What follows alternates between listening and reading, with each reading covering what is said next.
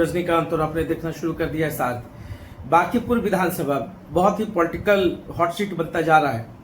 कारण ये है कि बांकीपुर बहुत इम्पोर्टेंट नहीं है। इम्पोर्टेंट ये है कि उस विधानसभा सीट पर दावेदारी के रूप में या सबसे बड़े अपोजिशंस के रूप में प्रशांत किशोर की एंट्री हो गई है। कल तक ये माना जा रहा था कि भाजपा जिसको भी टिकट दे देगी बांकीपुर से वो जीत जाएगा।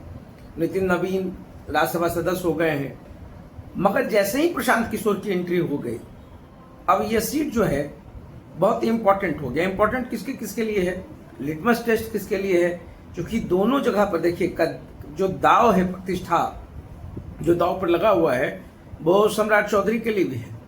नीतीश कुमार के बाद सम्राट चौधरी ने बिहार की सत्ता को संभाला है। अब उनके मुख्यमंत्री काल में ये चुनाव होने हैं और इसी का एक अलग जो कंट्राडिक्शंस इस बात को लेकर के हो रहा है कि खैर बहुत लोगों को लग रहा था काइस्ट को मिलेगा, उम्मीदवार होगा चूंकि उनके वोटर्स ज़्यादा हैं, मगर अभी किसी और का नाम चल रहा है। अभी तक कुछ फाइनल नहीं है बांकीपुर से कौन लड़ेगा, मगर जन सुराज से प्रशांत किशोर लड़ेंगे, ये कंफर्म हो गया। अब राजद भी एक्साइटेड है, कांग्रेस भी एक्साइटेड है। कौन किसका समर्थन करेगा, कौन किसके लिए इंटरनल बैकअप देगा, इन तमाम चीज़ों के बीच में अब भाजपा जब तक कुछ क्लियर नहीं करती है तब तक कहना बड़ा मुश्किल है। मगर प्रशांत किशोर ने आखिर ये बांकीपुर विधानसभा क्यों चुना? इससे पहले उन्होंने कहा था मैं चुनाव नहीं लड़ूंगा, मगर 3.4% का जो वोट प्रतिशत आया इस बार बिहार विधानसभा चुनाव में, भले ही एक सीट ना जीत पाए हों, मगर 3.4% लोग प्रशांत किशोर को चाहते हैं।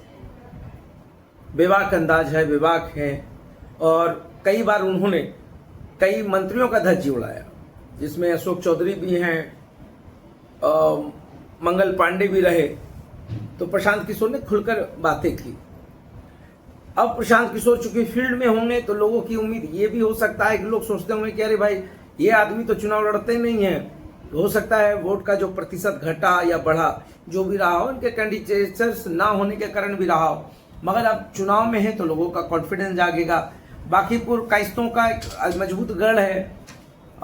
नितिन नवीन जीतते रहे हैं, मगर नितिन नवीन इस बार है नहीं, राज्यसभा सदस्य बने, राष्ट्रीय अध्यक्ष हो गए, बड़ा पोस्ट मिला, मगर कितना बड़ा कर पाए वो तो आने वाला वक्त बताएगा।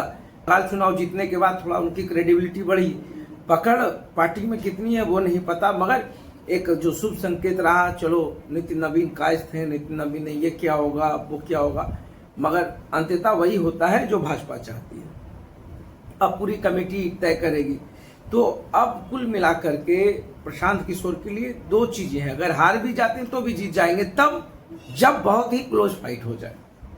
अगर नितिन नवीन के गढ़ में या भाजपा के गढ़ में प्रशांत किशोर टक्कर दे गए, जीत जाए हार जाए ये तो आने वाला समय बताएगा। अभी किसी कयासों पर तो हम कूदते नहीं हैं, मगर गलती से भी प्रशांत किशोर नंबर 2 पर आ गए या प्रशांत किशोर का ठीक ठाक सब कुछ रह गया तो अगला बार उस सीट को उनसे कोई छीन नहीं पाएगा। ये हम नहीं कह रहे हैं, लोगों की ये आम राय है। और इधर देखिए काइस्तों के नजरअंदाज को लेकर के एक बिल्डर है सितेश, वो लगे हुए हैं बहुत दिनों से काइस्तों को एकजुट करने में। उनको लगता है कि काइस्तों के साथ गलत हो रहा है, काइस्तों को यूज किया जाता है, काइस्तों की भागीदारी नहीं है, तो वो सितेश रमन इसके लिए लगे रहते हैं। अब सीट पे दावेदारी किसकी होगी, किसको टिकट दिया जाएगा, तो अभी दिलचस्प मुकाबला होगा। बांकीपुर विधानसभा सही में टफ होने वाला है। और जो प्रशांत किशोर जिस अंदाज में, देखिए इससे पहले उन्होंने पूरा होमवर्क किया होगा, निश्चित तौर पर कोर कमेटी ने कहा होगा, उस पूरे एरिया का बहुत अच्छे से सर्वे कराया होगा, लोगों का फीडबैक लिया होगा, क्योंकि प्रशांत किशोर स्ट्रैटेजिस्ट भी है, ये हम लोग को नहीं भूलना चाहिए। नीतीश कुमार को लेकर के उन्होंने बहुत सारे काम किए और बहुत जगहों पर मोदी के साथ भी प्रशांत किशोर रहे।